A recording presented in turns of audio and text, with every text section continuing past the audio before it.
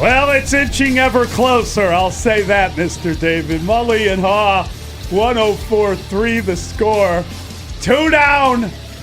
Shots of Malort to go. Good morning, Mully. Happy Thursday. What a remarkable night in sports, especially in Chicago, but also in New York. There was a lot to watch. Wow. There's a lot to digest, and it was all very, very hard to believe. You missed what I said there. I said shots of Malort to go. So I'll take them, I'll put them in cellophane or something, and then I'll just I didn't miss that. I I'll just ignored it because over my shoulder. that's coming back. No, I just ignored it because if they win today, the White Sox beat the Braves to complete the sweep. Let's go. Then we will be amply prepared on a Friday. Are you going for one if everyone's doing it? Oh, absolutely. Let's go. Yeah, I'm not shy about that. I think that, LETSGO. and it's not something that you would dismiss because the way the White Sox are playing. Oh, wait, let me correct myself. The first place White Sox. Come on. The way that they are playing, a sweep is conceivable at the rate tonight against the Braves before the Dodgers come to town and, do whatever they're going to do against the White Sox. Do they have a hope, the Dodgers? I don't know. When the Sox are playing this well, they're in that kind of a streak. They're in that kind of a zone where anything does seem possible. They're the best team right now in the AL Central, and they're playing like one of the best teams in baseball for the last 3 weeks. Yeah, they've been awful good at home as well. So who knows? 18-3. Maybe they can get this done. Their last 21 games are 18-3. Can you believe that? No, I can't. I actually cannot believe it. It's pretty astounding. When you sit back and look at it and you contemplate 12 rookies and you think about some of the precision injuries they've had, like not just anyone going down, but like a couple of very important players not available to them. It's astounding. Tomorrow will be 2 weeks since Mully Murakami went down. And at the time, there was great concern that the White Sox would come crashing back to earth without their best power hitter in the lineup. And yet, there's been concern about that every day, by the way. And they each day have found somebody else, it seems, to step up. Now, I did not expect when Murakami went down 2 weeks ago, Brady Montgomery to come up and in 2 games already look like a 10-year veteran at the plate. I mean, his power numbers are pretty awesome. For 2 games in MLB, he's 4 of 9 with 2 doubles and a home run. And he did it last night against Chris Sale. Oh. So it's not like he's feasting on 4A pitchers that are coming up to face a guy that's making his major league debut. It is last night against one of the best pitchers in baseball. The victory of the White Sox yesterday remind you of when the Cubs beat Chris Sale? It was a very similar game.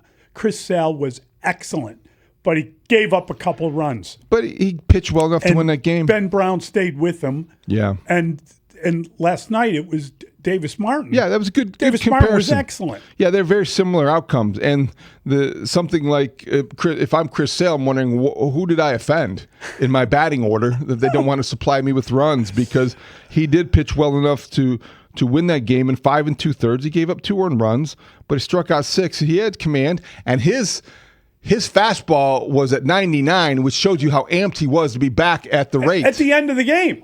It's tough. I mean, obviously he's one of the greats in the game, and so you really got to find the balance between kind of geeking out against playing against a Hall of Famer and locking in to try to put together quality at-bats to get a win.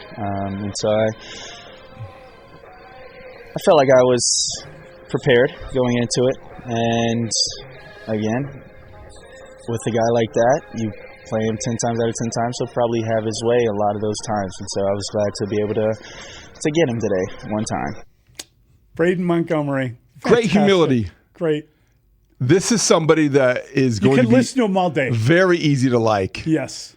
Just the way that he handles himself. Yeah. It's confidence without being cocky. It is humility and just a kind of affability. And I think we're going to find that sweet spot between, what is it, Mully? Geeking out and locking in. That's pretty awesome. Everyone That's should pretty find awesome. the sweet spot between geeking out and locking against in. the Hall of Famer. I mean, it's like, how more gracious could you be? Right. Before you go to the plate and you rip one down the third base line into left field for a double. It's awesome. He's got speed. He's got defensive ability. Yeah, he gives you a sense of he security has a good glove in right in field. the outfield. Yes. And you just like everything about him. It just is surprising still, number one, that he's up here this soon, and secondly, that he basically is joining a first-place team. And let me say of him, from my perspective, no complaints. I've got nothing. You know, he was asked about, is he still going to clean up the dugout after he hit the walk-off homer? And he was like, well, maybe not tonight. Maybe not tonight. The other night, yeah, that was funny. It was because he got kind of time What crunch. was special as the reports continued to come out yesterday after the late game on his debut, the moment he had with his dad Oh, it was great. on the Great field photo. after Yeah. all the interviews were over, he Big went hug. back there and Great. it was just really something special. And this season is really shaping up that way because they've beaten the Braves 2 nights in a row without Murakami, without Colson Montgomery. Without Colson Montgomery. And Davis Martin did it again.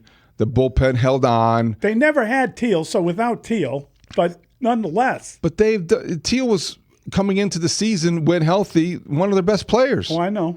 And Murakami was, having an all-star type of rookie of the year type of season when he went down. It's all falling into place. That's what happens when you draft, develop, and I think lean on baseball players. The White Sox have a lot of just guys who they lead the league in intangibles. They do a lot of little things well, and it's hard to believe that this collection of talent is where they are this quickly. Nobody saw this coming. No. I remember, what was it? Was it the first 5 games or 6 games of the season when they were 1-5? I was bemoaning the fact that they looked headed to another 100 losses. Well, they're 1-5. Everybody but Pat Murphy thought they were going to be a 100-loss team again. Man. And except for maybe the people in the dugout. And now you get all sorts of silly statistics like what they are since the magic wand was bought. Oh, that's awesome. That's so funny. I love when the opposing team is making fun of it. And 25-14, by the way. And then boom goes the dynamite. They're 25-14 since the magic good. wand. It's pretty good with the magic Mike wand. Vassell no longer is just a mascot. He's like the brains of the outfit, the teammate who has to be in every dugout and clubhouse, even though he won't pitch an inning this year. The magic wand thing was Jordan Leisure and Mike Vassell, 2 guys that aren't helping them with what they're doing, but they're helping them with Jordan what they're Leisure doing. bought the He magic bought it. wand, Yeah, $20. and Mike Vassell waived it. And so those 2 guys, that's their contributions. That will get them a World Series share if they go to the World Series. Oh, no doubt. No doubt about it. It's just fun because that's, you know what? I'm glad you just put that out there. Did you just call the series against the Dodgers a World Series preview? We can do that. That's tomorrow's show. Okay. That's tomorrow's show. I like it, Mr. David. An October preview in Got to June. see David Haugh. Ohtani can dodge the White Sox this weekend, but he can in October.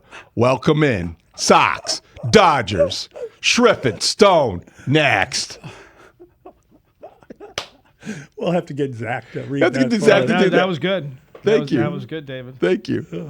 Texter, the Pope Leo effect. I like it. That sounds right.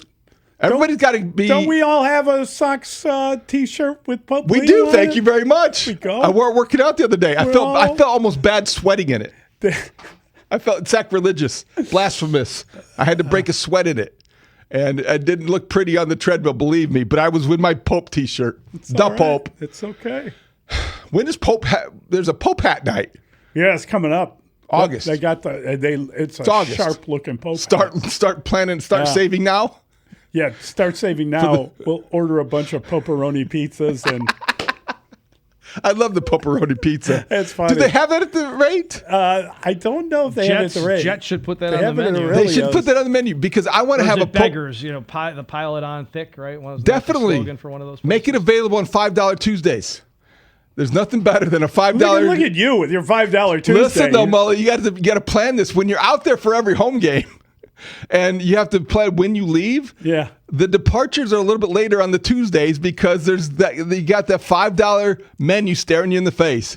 A $5 beer, a $5 hot dog. I just love the idea that you are now eating hot dogs because they're $5. I'm not proud of it. It's a food you've avoided most of your adult life. I'm not proud of it, but you know what? Allowable animal parts. These are long days, so sometimes you got to get to. If you don't plan your eating schedule accordingly. Yeah, we got Clay Harbor will be in studio at 8:25. You can tell us all about your attack of the $5 menu. He's with me sometimes. I don't see Clay Harbor eating a hot dog. Oh, I did. He ate multiple. Yes, we have the photographic evidence. Yeah, because I was such Joey Chestnut state blushed. of disbelief. Hey, 4th of July's right. How many more minutes on the treadmill does that mean? Yeah, a few. That's a lot of cold tubs. Socks are fun though. Socks are so much fun. And it helps us be diverted as a Chicago baseball community from whatever the Cubs are doing. Again, you may be diverted, but for those of us that have been watching the Sox through this horrible 100-loss stretch of 3 seasons, worst season in history, there were a lot of us out there that lost faith in everything that had been said and had been done. When Jerry Reinsdorf said that he hired Chris Getz because he was the guy that knew the team so well and he was going to be the guy that could get them to contention the fastest. I don't know a soul who believed that, but lo and behold, they look like they're getting into contention pretty fast. Absolutely, and I don't want to take anything away from that. I was just kind of kidding because last night when we had Connor McKnight on the Chicago lead, and he's going through the things that have happened and the things that are about to happen. Mm-hmm. Kyle Teal is very optimistic about beginning his rehab very shortly. Play baseball activities, whatever those are. Mune Murakami could be, right in a few weeks away. But the interesting thing that he said was Noah Schultz getting ready to pitch another bullpen, start his rehab stint, and if he comes back, they need him back.